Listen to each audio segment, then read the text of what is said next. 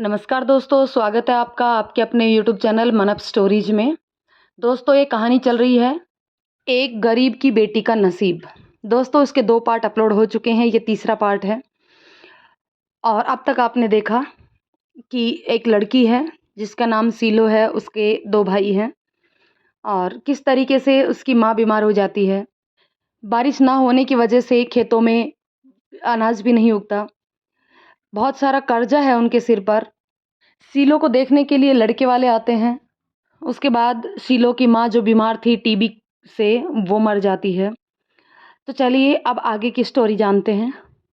आज लाली को गए हुए पूरे 3 महीने हो गए। कमला भी अपने ससुराल चली गई थी। शीलो अब बिल्कुल अकेली पड़ गई थी। उसके जीवन में अगर कोई था तो वो गोलू मोलू ही थे, जिससे वह कभी कभी अपने दिल की बात कर लिया करती थी। दीपचंद और रामू दिन भर खेतों में व्यस्त रहते थे। खेतों की बढ़त बहुत अच्छी हो रही थी, सब कुछ ठीक चल रहा था। लेकिन कहते हैं ना कि अगर सब कुछ ठीक चल रहा हो तो समझ लो कि यह आने वाले तूफान से पहले का सन्नाटा है, जो किसी को दिखाई नहीं दे रहा। खेत अपने पूरे यौवन पर था। कपास के सफ़ेद पीले फूल खिल चुके थे। हवाओं के साथ ये पौधे झूम झूम कर अपने वैभव का गान कर रहे थे। दीपचंद अपने खेतों में दिन रात निहारता रहता था, जैसे कोई नई नवेली दुल्हन को उसका पति निहारता है। एक रात दीपचंद ने अनुभव किया कि आसमान कुछ नकारात्मक संदेश दे रहा है। उसके खेत कुछ ज़्यादा ही झूम रहे थे। ऐसा लग रहा था जैसे कुछ अनहोनी होने वाली है। मौसम के बदलते रूप को देखकर दीपचंद का मन घबराने लगता है। ए रामू, यह इतनी जोर जोर से हवा क्यों चल रही है? मेरा मन घबरा रहा है। कुछ नहीं होगा पिताजी, आप चिंता ना करें। नहीं, मुझे लग रहा है तूफान आने वाला है। अब मेरे खेत का क्या होगा? हम सब बर्बाद हो जाएंगे। दीपचंद खेतों की ओर भागता है। उसके खेत बड़ी तेजी से झूम रहे थे। हे देवा, हम पर तरस खा, तू ये तूफान रोक ले। तभी बिजली कड़कने की आवाज आती है और बादल जोर से गरजता है, जैसे यह दीपचंद को ललकार रहा हो। दीपचंद जोर जोर से चिल्लाने लगता है। तभी हवा और जोर से चलने लगती है। गोलू मोलू की टीन का छत उड़ जाता है। मोलू को भी आभास होने लगता है कि कुछ अनहोनी होने वाली है। वह भी जोर जोर से अपने पैर पटकने लगता है और गोलू बेचैन होकर रंभाने लगता है। देखते ही देखते वह हवा तूफान का रूप ले लेती है।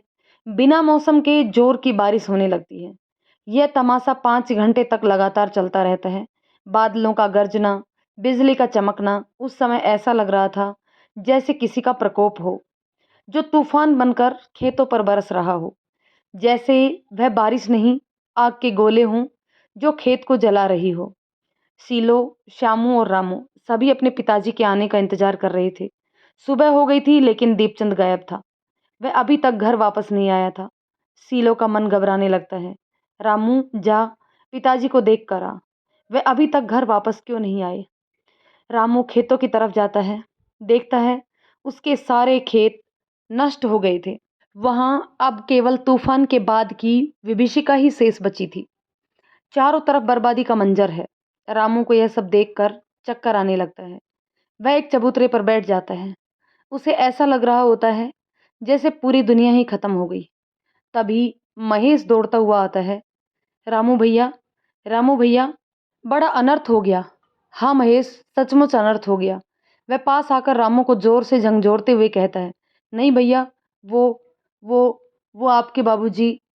क्या हुआ? हमारे पिताजी को। आप मेरे साथ चलो। क्या वो? रामू महेश के साथ चलने लगता है।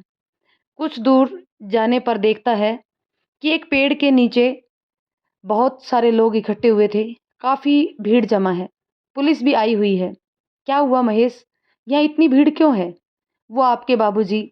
रामू बेचैन होकर भीड़ को चीरता हुआ आगे जाकर देखता है। देखते ही उसकी आंखें फटी की फटी रह जाती हैं। यह क्या? ये क्या हो गया? पिताजी ने यह क्या कर लिया? नहीं, नहीं, नहीं, ऐसा नहीं कर सकते। वो हम लोगों को यूं अकेला छोड़कर नहीं जा सकते। वह जोर जोर से चिल्ला उठता है। पिताजी, यह आपने क्या कर दिया? आज तूफान को गए हुए 2 महीने बीत गए। सभी रिश्तेदार आकर जा चुके थे। मामा के दिए पैसे भी खत्म हो चुके थे। सरकार ने आश्वासन दिया कि तबाही के कारण बर्बाद हुई फसल के लिए किसानों को अनुदान भी दिया जाएगा। सरकार की इस प्रक्रिया में बहुत समय लग रहा था। घर पर 3 अनाथ बच्चे और ऊपर से साहूकार का रोज-रोज घर आना। रामू और शीलो को कुछ समझ नहीं आ रहा था कि क्या किया जाए। रामू शीलो से कहता है, मैं शहर जाकर कुछ काम ढूँढता हूँ। कब तक हम लोग यूँ ही बैठे रहेंगे? कब तक हम मामा के आगे हाथ फैलाएँगे? हाँ, तुम ठीक कहते हो। रामू शहर जाने की तैयारी करने लगता है कि तभी पंडित जी आ जाते हैं। अरे पंडित जी, आप कैसे आना हुआ आज आपका? वो बेटा कैसे कहूँ? कहिए पंडित जी। बेटा वो भूरा राम जी अब तुम्हारे घर रिश्ता बनाने के लिए इच्छुक नहीं हैं। उन्होंने अपना सोने के कंगन वापस मंगाए हैं। हाँ, वो तो होना ही था। मैं और शीलो उसके लिए पहले से ही तैयार थे। रामू शीलो को आवाज़ देता है। शीलो सब कुछ सुन रही होती है। वह कंगन उतार कर पंडित को दे देती है, लेकिन बहुत देर तक वह अपनी भावनाओं पर नियंत्रण नहीं रख पाती। अंदर जाकर वह मुंह छुपाकर रोने लगती है। रामू उसको गले लगाकर चुप कराता है। भैया, हम लोग अनाथ हो गए। अब हम लोगों का कोई नहीं है। चल पगली, ऐसे नहीं बोलते। मैं हूं ना, तू घबरा ना, सब ठीक हो जाएगा। अच्छा, मैं चलता हूँ। तू श्यामू का ध्यान रखना, वह अभी बच्चा है। और हाँ, अपना भी ध्यान रखना। रामू अपने मामा के घर जाता है। फिर वहां से वह मजदूरी करने के लिए चौराहे पर खड़ा हो जाता है। आज वह दिन भर खड़ा रहा, लेकिन कोई मजदूरी नहीं मिली। शाम को थक हार कर वह निराश होकर मामा के घर वापस आ जाता है। मामी उसको परेशान देखकर उसको सांत्वना देती है। परेशान मत हो बेटा, आज काम नहीं मिला तो क्या हुआ, कल मिल जाएगा। तुम परेशान मत हो, खाना खा लो, कल कभी ना कभी काम जरूर मिल जाएगा। शीलो शाम को खाने के लिए तैयारी करती है। वह चूल्हे पर आग लगा ही रही थी कि साहूकार आ जाता है। तुम्हारा भैया कहाँ है? जी, वह तो बाहर गए हैं काम की तलाश में। तुम लोगों को यह तो पता है ना कि तुम्हारे पिताजी ने कर्जा लिया था? जी, मालूम है, शीलो कहती है। तो हमें 1 हफ्ते में अपना पूरा बकाया चाहिए। अपने भैया से कह देना। लेकिन आपको तो पता है तूफान ने सब निगल लिया, यहाँ तक कि मेरे पिताजी भी। मुझे कोई मतलब नहीं, मुझे बस मेरे पैसे वापस चाहिए। शीलो बहुत परेशान हो जाती है। अब क्या होगा? भैया अकेले यह सब कैसे करेंगे? यह सब सोचते हुए वह चूल्हे में आग लगाती है और भोजन तैयार करती है। वह एक हाथ में भोजन बना रही थी, दूसरे हाथ से अपने आंसू पोंछ रही थी। तभी श्यामू वहां आ जाता है। दीदी, तुम क्यों रो रही हो? कुछ नहीं, मैं कहाँ रो रही हूँ। वह जल्दी से अपने आंसू पोंछते हुए कहती है, चल खाना खा ले, बहुत देर हो गई है। दोनों भाई बहन आसमान के नीचे भोजन कर रहे होते हैं। तभी गीता आ जाती है। बहुत बड़ा बुरा लगा तुम्हारे बाबूजी के बारे में सुनकर। सुना है तुम लोगों के ऊपर साहूकार का बहुत कर्जा है। हाँ, भैया शहर गए हैं, उनको कुछ ना कुछ काम तो ज़रूर मिल जाएगा। अरे, मिल भी जाएगा तो इससे कर्जा थोड़ी ना उतर जाएगा। उससे तो तुम लोग केवल 2 वक़्त की रोटी ही खा पाओगे। तुम मेरा कहना मानो, तुम मेरे साथ मुंबई चलो। साहूकार तुम लोगों का कर्जा भी माफ़ कर देंगे और ऊपर से 2 लाख रुपए भी देंगे। वहीं तुमको मैं एक अच्छा सा काम भी दिलवा दूंगी। उससे तुम अपने भाई की मदद भी कर सकोगी। शीलो चुप हो जाती है। उसे कुछ समझ में नहीं आता कि अब वो क्या करे, गीता को क्या कहे। वह कभी श्यामू को देखती है तो कभी गोलू मोलू को। सोच लो, मैं कल फिर आऊंगी। शीलो को रात भर नींद नहीं आती। उसके कानों में बार बार गीता की बातें गूंजती रहती हैं। साहूकार कर्जा माफ कर देगा और बदले में 2 लाख रुपए भी देगा। सुबह होते ही रामू फिर उसी चौराहे पर खड़ा हो जाता है जहाँ सभी मजदूर खड़े थे। धीरे धीरे करके सभी मजदूर काम पर चले जाते हैं। वह अकेला रह जाता है। उसे अभी तक कोई ग्राहक नहीं मिला। तभी एक आदमी आता है। तो मजदूर हो? हाँ साहब। मेरे साथ चलोगे? हाँ। क्या काम है? कुछ नहीं, 2 घंटे का काम है, गोदाम साफ करवाना है। कितना लोगे? जितना आप दे दें। शीलो लकड़ी बीनने निकल पड़ती है। वह पेड़ से टूटी हुई छोटी छोटी लकड़ियों के गट्ठर बनाती है और उसे अपने सर पर बांध कर घर आती है। तभी श्यामू, जो कि पास में ही कंचे खेल रहा था, वह भी अपनी दीदी को आते देखकर उसकी मदद करने के लिए आ जाता है और उसकी लकड़ियों का बंडल उतारने में उसकी सहायता करता है। दीदी, एक बात पूछनी थी। हाँ, पूछो। मैं अब कभी विद्यालय नहीं जा पाऊंगा ना? क्यों नहीं? तुम विद्यालय जरूर जाओगे। शीलो श्यामू से कह तो देती है, पर वह सोच में पड़ जाती है। वह नहीं चाहती थी कि श्यामू की पढ़ाई भी उसकी तरह अधूरी रह जाए। वह मन ही मन निश्चय कर लेती है कि वह श्यामू को जरूर पढ़ाएगी और उसे एक शिक्षित किसान बनाएगी, जो गांव में सभी को खेती और उससे संबंधित आधुनिक और प्रौद्योगिकी जानकारी दे सके। शीलो आज दिन भर परेशान रही। वह कोई निर्णय नहीं ले पा रही थी कि वह क्या करे। एक तरफ श्यामू की पढ़ाई थी, तो दूसरी तरफ साहूकार का कर्ज। उसे बार बार गीता की बातें याद आ रही थी कि अगर मैं उसके साथ शहर जाऊंगी तो साहूकार कर्जा माफ कर देगा और बदले में 2 लाख रुपए भी देगा। आज श्यामू को पतंग उड़ाने में बिल्कुल भी इच्छा नहीं हो रही थी। वह अपना पतंग महेश को दे देता है। उसे कुछ समझ में नहीं आ रहा था कि अब आगे क्या होगा। उसे अब अपनी अम्मा की याद सताने लगती है। अम्मा, तू हमें छोड़कर क्यों चली गई? मेरा तुम्हारे बिना बिल्कुल भी मन नहीं लग रहा। पिताजी भी चले गए। अब हम लोग बिल्कुल अकेले हैं। इतना कहते ही वह मोलू के गले लगकर रोने लगता है। मोलू, क्या मेरी अम्मा अब कभी वापस नहीं आएगी? मोलू फिर सिर हिला देता है। पता नहीं उसके सिर हिलाने का मतलब हाँ है या फिर ना। रामू का आज काम का पहला दिन था। वह घर लौटकर सबसे पहले शीलो को फोन करता है। पंकज नाम का एक लड़का अपना मोबाइल लेकर शीलो के पास आता है। ए शीलो, तुम्हारे भैया का फ़ोन है। शीलो तेजी से मोबाइल उसके हाथ से छीन लेती है। हाँ भैया, तुम ठीक हो ना? हाँ, मैं ठीक हूँ। तुम कैसे हो? मैं भी ठीक हूँ भैया। कुछ काम मिला? हाँ, आज एक काम मिला था। तुम चिंता मत करो, सब ठीक हो जाएगा। श्यामू क्या कर रहा है? वो गोलू मोलू के पास है। अच्छा, तो हम रखते हैं। तुम अपना ध्यान रखना। शीलो कुछ पूछना चाहती थी।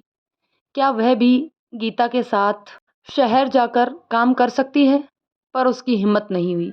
वह रात भर यही सोचती रही कि आजकल तो लड़कियां भी काम करती हैं। मैं भी अगर काम करके भैया की मदद कर दूं तो इसमें क्या बुराई है। साहूकार का कर्जा भी उतर जाएगा और श्यामू अपनी पढ़ाई भी पूरी कर लेगा। रात भर वह यही सोचती रही और अंत में उसने निर्णय ले लिया कि कल सुबह वो साहूकार से मिलने जाएगी। सुबह होते ही श्यामू को नाश्ते में बासी रोटी और छाछ देने के बाद वह साहूकार के घर जाने के लिए तैयार होती है। दीदी, कहाँ जा रही हो? तेरी पढ़ाई का इंतजाम करने। अब मैं फिर से पढ़ूंगा।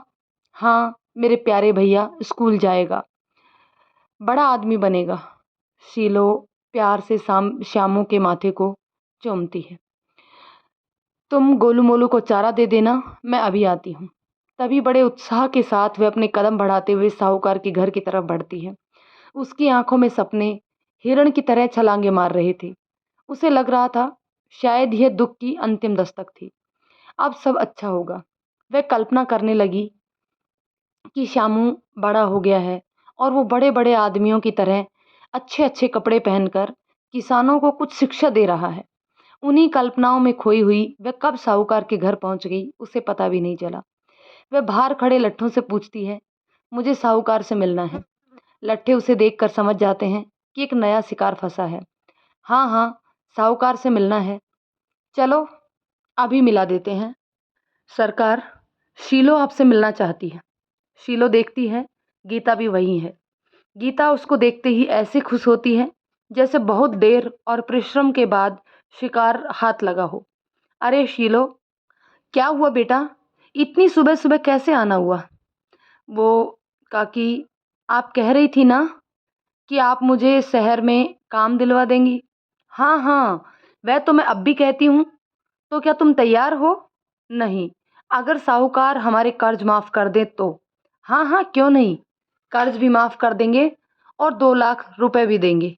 गीता नजर चुराकर साहूकार की तरफ देखती है और आंखों ही आंखों में कुछ इशारा करती है। साहूकार कहता है, हाँ शीलो, गीता ठीक कह रही है। मैं अभी तेरा कागज तैयार करवाता हूँ। अब कोई कर्जा नहीं है। साहूकार कागज लेकर आता है और 2 लाख रुपए भी। ये लो, सब हिसाब चूकता है। पैसा देखकर शीलो बहुत खुश होती है। काकी, मैं ये पैसे ग्रामीण बैंक में जमा करवा देती हूँ, तब मैं आपके साथ चलूँगी। हाँ हाँ बेटा, तू अपना काम खत्म कर ले, कोई जल्दी नहीं है। लेकिन काकी, एक और परेशानी है। क्या बेटा, बोलो। वो मेरे जाने के बाद श्यामू और गोलू मोलू अकेले रह जाएंगे। अरे, तुम उसकी चिंता मत करो। श्यामू को हम लोग तुम्हारे मामा के घर छोड़ आएंगे और गोलू मोलू साहूकार के तबेले में रह लेंगे। तब तक तुम्हारा भैया न आ जाता। अब ठीक है ना? हाँ, फिर सब ठीक है। गीता उसके बालों को सहलाते हुए कहती है, बेटा दोपहर 2 बजे मुंबई की बस है, तू तब तक अपना सारा काम निपटा ले। ठीक है काकी। शीलो सीधी बैंक जाती है। वह अपने पिता दीपचंद के अकाउंट में पैसे जमा करवाना चाहती है। भैया, मेरे पिताजी अब नहीं रहे, तो यह पैसे मेरे भैया रामू को मिल जाएंगी क्या? हाँ, नॉमिनी में रामू का नाम है। तुम बस अपने पिताजी का मृत्यु प्रमाण पत्र जमा करवा दो। वो तो भैया रामू ही करा सकेंगे। ठीक है, तुम पैसे जमा करवा सकती हो। बाद में रामू से कहना कि मृत्यु प्रमाण पत्र ले आए। ठीक है। तो दोस्तों, इस पार्ट को हम यहीं पे ख़त्म करते हैं। जानते हैं नेक्स्ट पार्ट में कि अब क्या होने वाला है। गीता के साथ शीलो शहर जाकर कौन सा काम करने वाली है और क्या होने वाला है आगे उन सब लोगों की लाइफ में। क्या रामू को लगातार काम मिलता रहेगा? क्या ये सारे पैसे रामू और शीला के काम आ पाएंगे? क्या श्यामू की पढ़ाई जारी रह पाएगी? इन सब सवालों के जवाब आपको नेक्स्ट वीडियो में ज़रूर मिल जाएंगे। तब तक कमेंट करके आप बताइएगा कि आपको ये कहानी कैसी लगी। पसंद आई हो तो लाइक शेयर करें और यदि चैनल पर नए हैं तो प्लीज़ चैनल को सब्सक्राइब ज़रूर कर लें। धन्यवाद।